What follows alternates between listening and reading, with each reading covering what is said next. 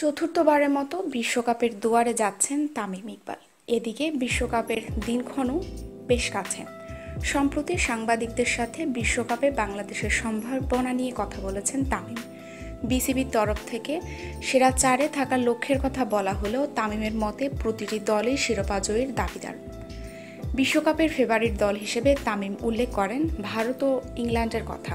তবে অস্ট্রেলিয়া, পাকিস্তান সহ কোনো দলকে সহজভাবে নিচ্ছেন না তিনি। অবশ্যই ভারত ফেভারিট, ইংল্যান্ডও ফেভারিট। অনেক দলই আছে, তাদের আপনি সহজে নিতে পারবেন না।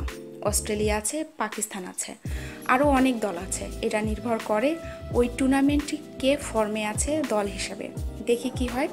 ক্রিকেটে যে কোনো কিছু হতে পারে, এটা অনিশ্চয়তার খেলা। 96 কেউ ভাবেনি শ্রীলঙ্কা জিতবে। আপনি জানবেন না ক্রিকেট সবার জন্য কি চমক জমা করে রেখেছে। আর বাংলাদেশের সম্ভাবনা কেমন? তামিম এই প্রশ্নের একটি দারুণ উত্তর দিয়েছেন।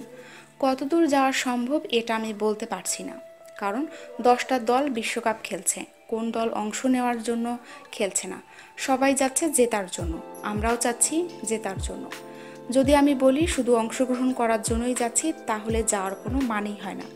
আমার কথা হলো, আমরা পারি বা না পারি, আমাদের বিশ্বাস করতে হবে যে আমরা জিততে পারি। এই বিশ্বাসটা নিয়েই আমাদের যেতে হবে।